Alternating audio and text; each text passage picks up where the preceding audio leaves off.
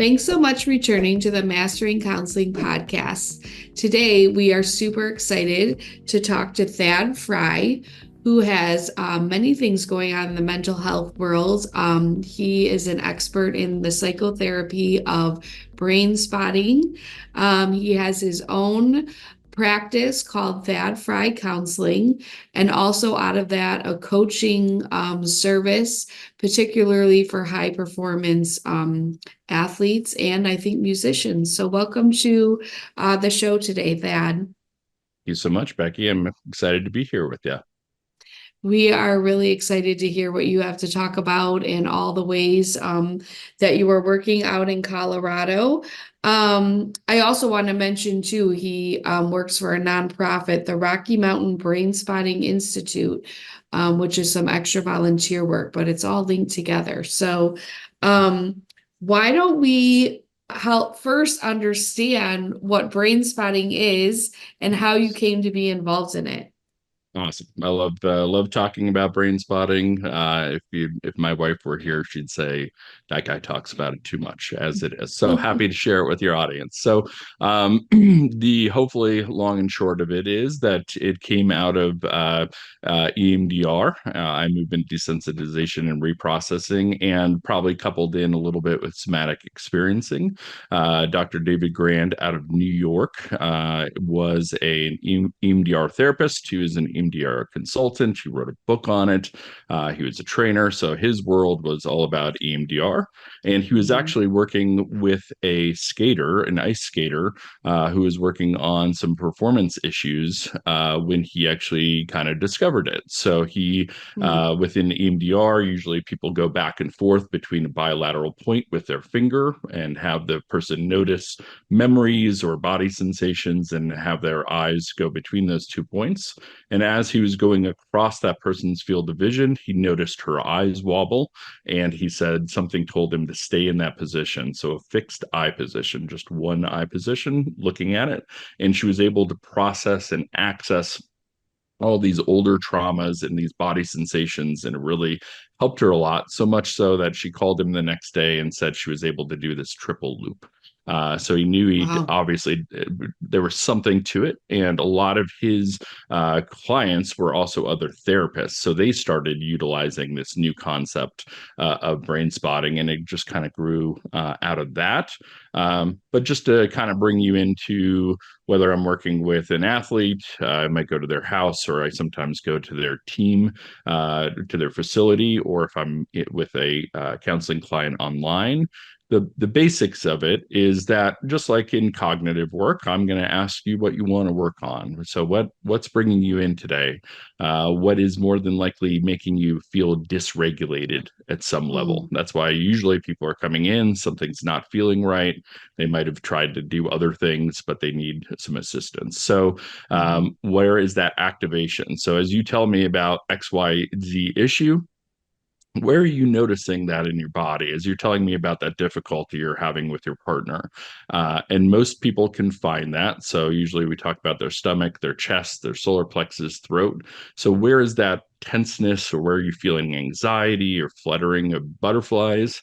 And then we help, me as the therapist, helps them find again a fixed eye position. So I go across their field of vision while they're noticing that feeling in their body, and we find one where I usually notice reflexes. So their limbic brain is what we're working with. Their limbic brain is telling me something is here, and that's why Mhm. they're having a fluttering of eyes, or they're swallowing, or they're moving in their seat. Sometimes they move their head back.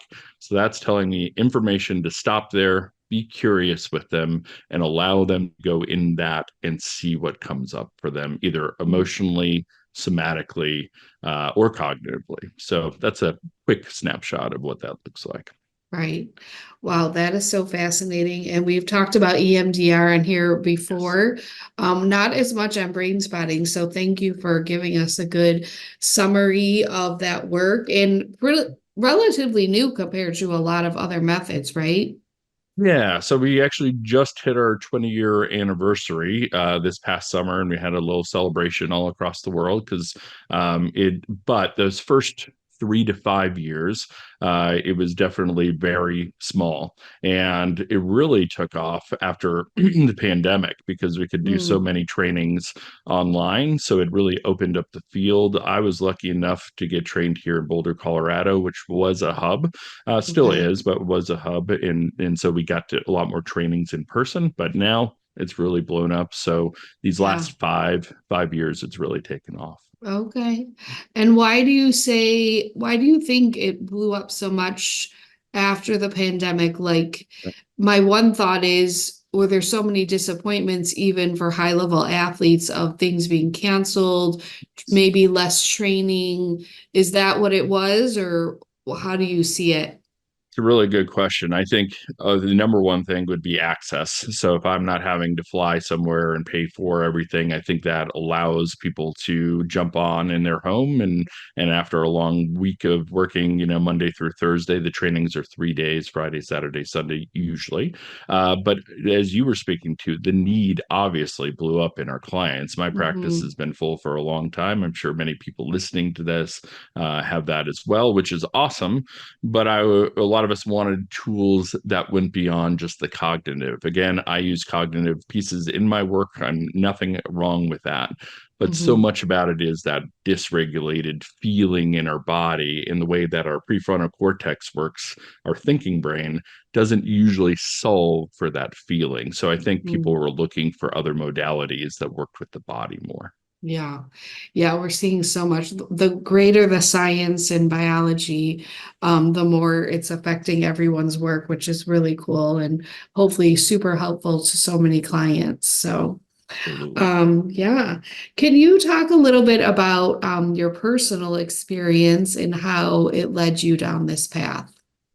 I really appreciate that. So let's see. Again, the briefer version would be that I worked in hospice for a long time, almost 20 years collectively, both in Austin, Texas, where I went to graduate school, and then back here in Colorado, where I'm from.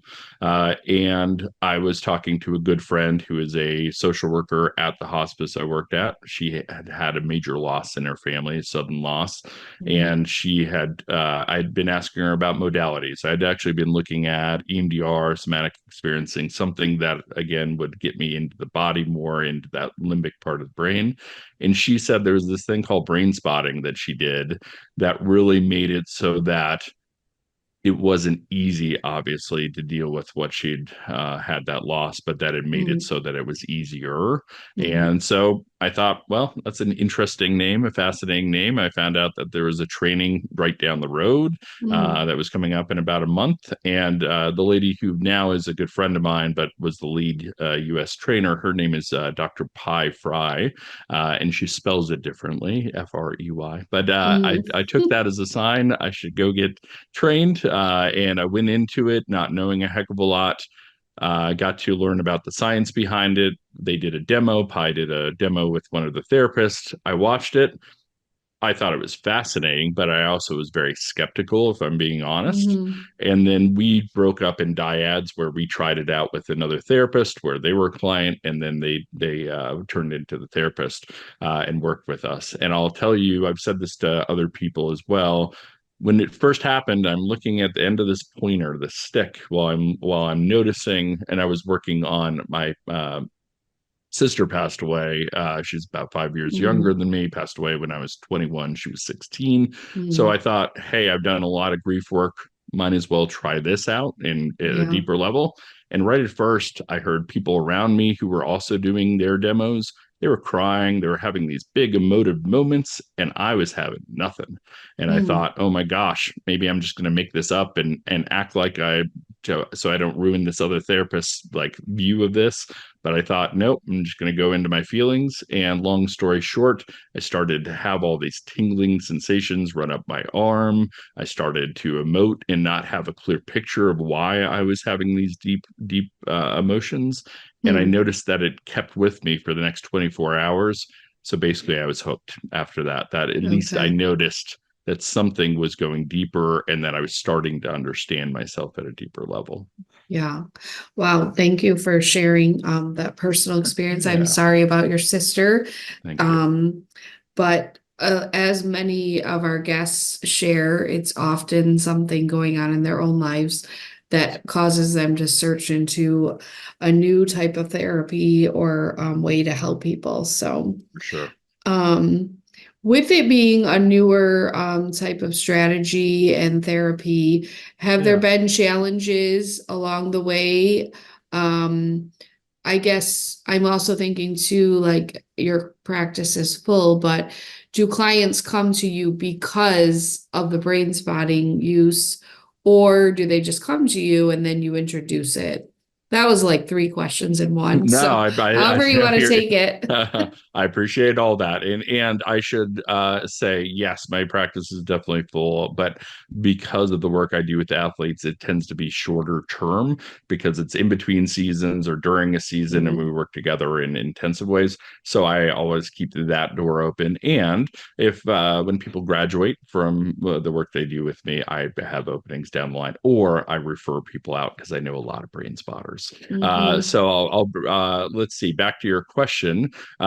Yes. So I think you nailed it on the head. When I first got trained about 7 years ago, and I was trying to tell people about brain spotting, most people kind of either shook their head like, I don't know what you're talking about, Mhm. or somebody might say, I've heard of that. Tell me more about it, right? Did have that inquisitive look. So I ended up doing a lot of talking. And as I've told many people, if I was a salesperson, we'd be on the street because I'm just not Mhm. good at selling things, but I am good Mhm. about being passionate about what has helped me as a person. I've done my own brain spotting work, will continue to do so. And I love working again with folks through grief and performance issues. But all that to say, at first, that was the issue, was just getting people to think about it, to be open to it, because it's such a different structure. Many people that were coming in had never been to therapy. So here I am not only saying how hard it is for people to reach out, call, put themselves out there, talk to somebody for a 15-minute consultation, and I'm telling them, well, it's not like what your friend might have done. It's not what you Mhm. see on TV. This would be at least a portion of the work we would do, would really having to be with your body, with your emotional brain and processing. So that really made it difficult, and I lost Mhm. clients. But I always Mhm. wanted to refer them to CBT therapists or ACT therapists because I want to get them where they are. Now it's a benefit. It's all over all of my websites. It's very clear who I am. I've Mhm. definitely grown in this area. So if anything, it's nice because people actually come and they've either had the experience or know somebody who's had a really positive experience. So what Mhm. started as a potential negative is really, it kind of blossomed into a really big positive. Okay. Very cool. You also have you do coaching as well Mhm. as a performance coach. Do you use the Yeah. brain spotting there as well? Okay. Yeah, that's that definitely. Thank you. That's primarily what I do. Of course, I have other tools as well, but what I love helping somebody, get into the zone and be able to really capture that part where it's a disassociation, but it's a positive one. It's where everything is working. They're in that flow state. Love that. But most of what I do actually is working with the things that athletes don't want to talk about. So it tends to be Mm. around mental blocks, tends to be around the yips, tends to be around things where all of a sudden they feel like they've lost the love for the game. Mm. And so those aren't the things that are talked about very often. It's usually now I've connected with some agents and connected with some teams, and so they tend to help me connect me with people that they're noticing something's up. So that's lovely. But at first, it was somebody was a psychotherapist and their brother was in the pros and they knew what was going on with them, but they weren't willing to tell their team. So they would come to Mm. me and we would do brain spotting. And I'll do a short version, but basically, when I work with an athlete, I'm not looking at just the person that's here and the performance side of it. I'm really looking at the person and looking backwards and looking at what injuries did they have, what surgeries have they had, but almost more importantly, often are what sports related traumas or embarrassments that they had. And Mm, this can be when they were 6 years old and missed the shot at the end of the basketball game, and they looked around, their buddies who usually loved them looked at them like they were the biggest jerks in the world, and they still can remember that the butterflies from what that mm, felt like, right? And yeah. that's restricting. And so we'll go back and look at, and I'll have them write out before they meet with me all about that, and then we review what made you feel something in your body. I know it happened, 20 years ago, 2 years ago, 2 days ago. What did you feel? And we work from those places to help their nervous systems process that, so it's not affecting them in their current Mm, athletic performance. yeah. So fascinating and such a good reminder. Even the most wealthy and high achieving people have had their difficult moments and Yes, things that could pull them down for sure. sure. Um, when you talked about often it's for a shorter season when you work with them, Yeah. what's a typical timeline if people were to come to you for therapy or coaching? Great question. Very different answers, not always. And the famous line in Brain Spotting when people ask questions is "it depends." So I'll start there. I'll say that with although I see almost miraculous change at times with people with brain spotting in both sides. I'm never going to guarantee that. I wouldn't want to ever guarantee that. Some people we're working hard and we're working for a long time. So I want to Mhm, say that as well.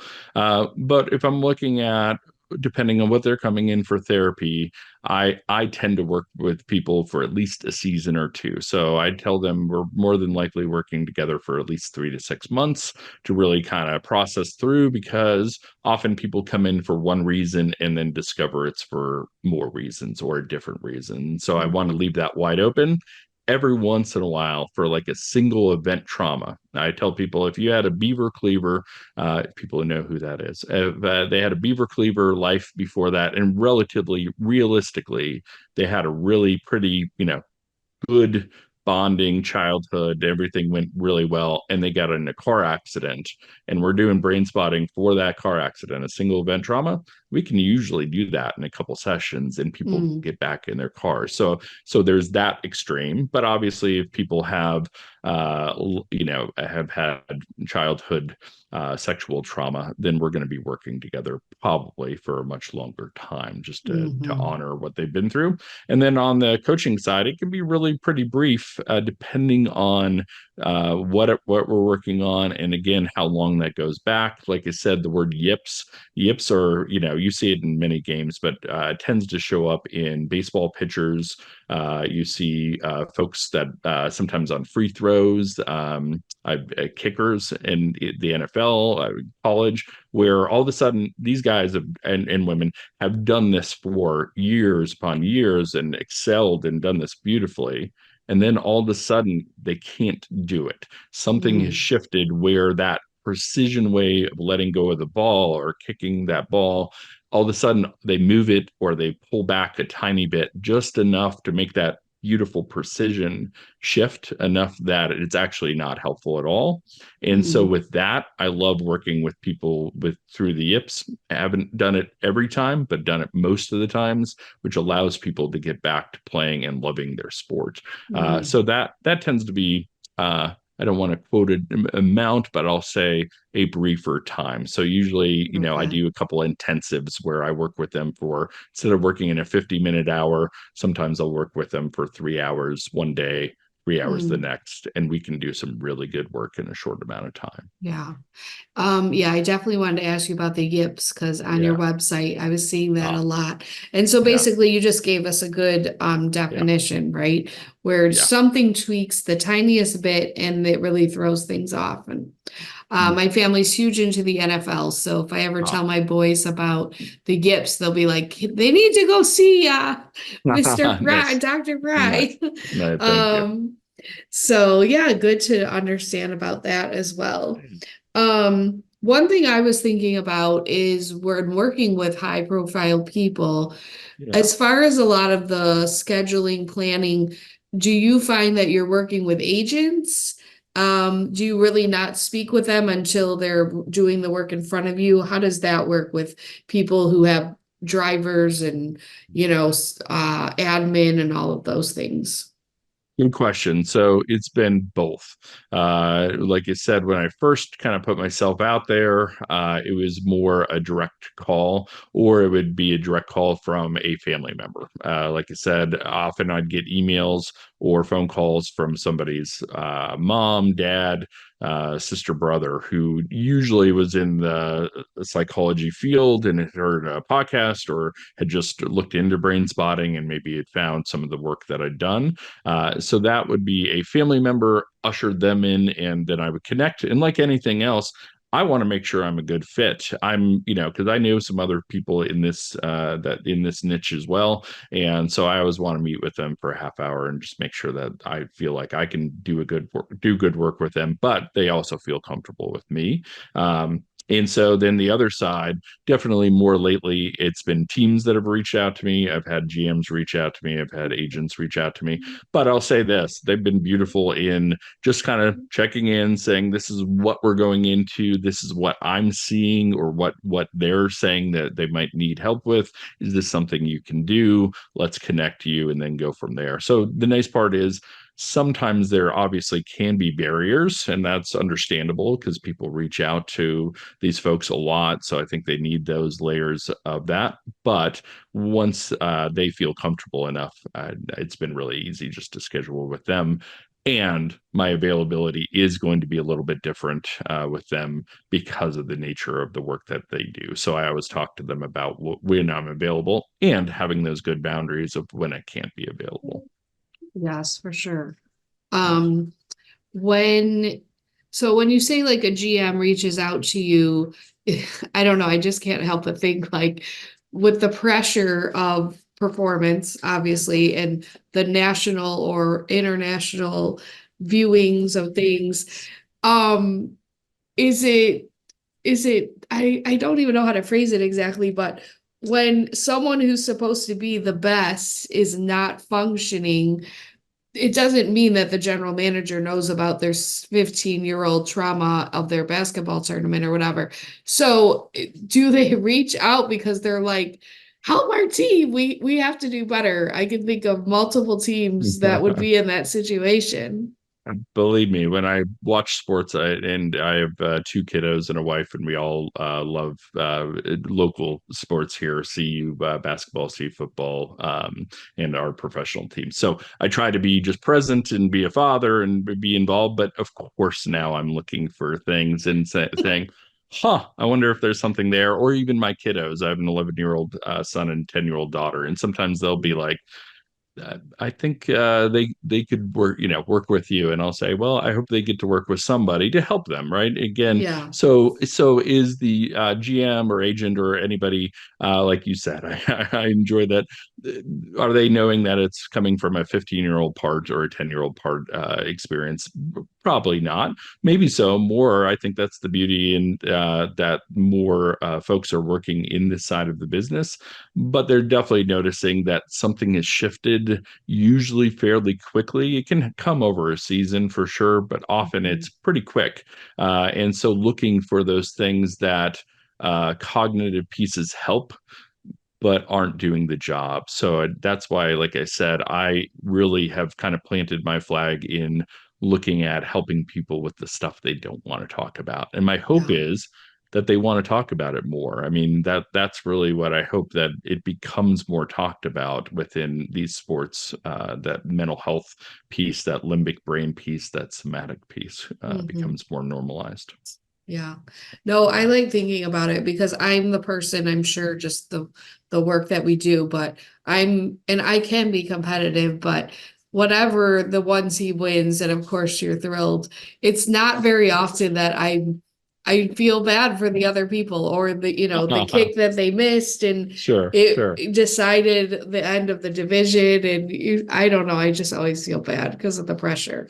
Because everyone around me is like, they're making millions. I'm like, I know, but it's what they're remembered for now. So, Yes, yes. I'm there um, with you. I'm there with you. yeah. So you've been doing this particular part of your practice for 7 years.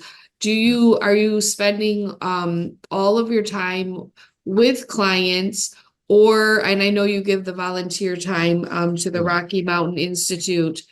Are you doing a lot of trainings for others at this point, or consulting with other therapists? How is that part of your work at this point?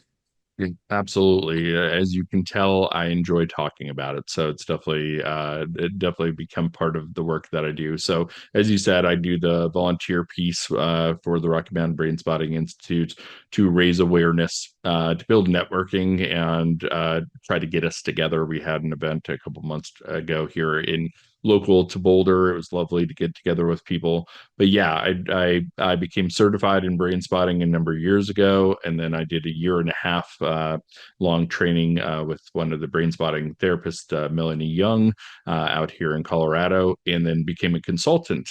So I help people that you have to complete two classes, a phase one and a phase two, and then you work with a consultant, and that I'm one of them. There are many out there, but Mhm. I check with them. They reach out to me. I meet with them, make sure I'm a good fit with them because we'll be working together for 6 times, and so I Mhm. love doing that. Or I've had people reach out to me because of the specialty of working in athletics. I also work with musicians as well, and so people that are already in that field or are wanting to go more into that field and utilizing brain spotting, sometimes I'll just meet with them for a handful of times just to really talk them through the process. So, yeah, Okay. Yeah, very yeah, cool. yeah.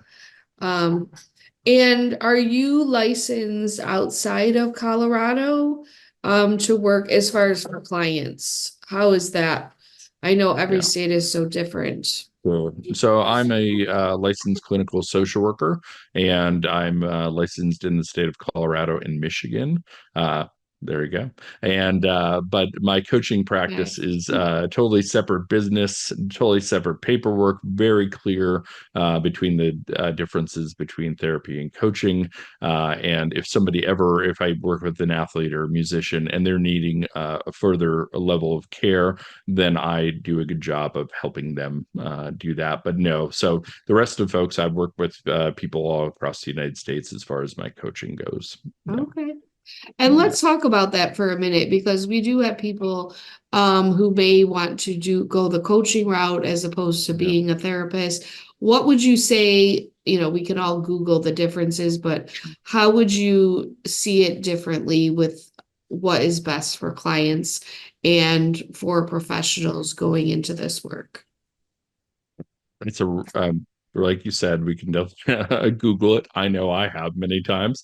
And then I talk with a lot of my therapist friends who also do coaching, or I have friends that just do coaching. So Mm, people will probably look at details of what I said, but I'll say it in general that therapy is often more long-standing and working for longer periods of time, and it is often looking backwards. It's looking more so at family of origin, attachment style, and working with those long-standing traumas. Whereas mhm. often coaching is a more of a present-looking future Okay. oriented practice. And so that tends to be kind of the larger ones. Obviously, the way that people are licensed and the way that the states look at it, coaching is more wide open and doesn't Mhm. currently have that body in place. And whereas as a licensed clinical social worker, I have that in the state of Colorado, that I need to do a certain amount of hours, need to do ethics and all that stuff. Many coaches I've talked to do those hours as well, but it's not a have to currently anyway. So, Thad, why don't you share with us a little bit about, you mentioned talking to other therapists. How do you collaborate with people either around the nation with brain spotting, and just even for support for you? Yeah, love that.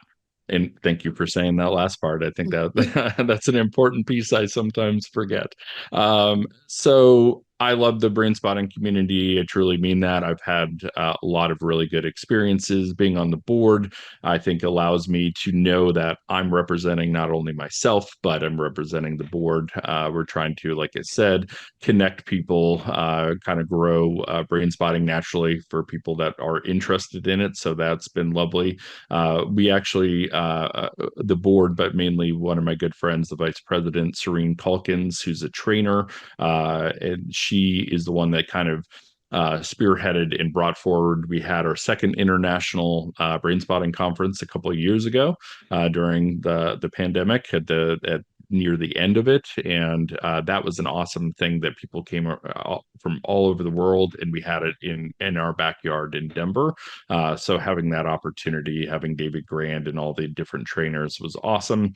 I also, when I joined the board, one of the things that I wanted to do, along with a good friend who was on the board, Jessica Klicka, we started what we call a brain spotting roundtable, and it is a monthly online meeting for people that are usually newer, phase one, phase two of brain spotting.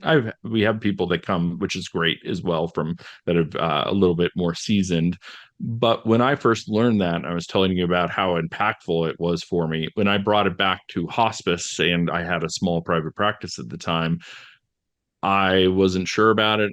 It was really interesting, but I didn't know if I could use it. They weren't so sure Mhm. I should use it. So I almost let it go. And Wow.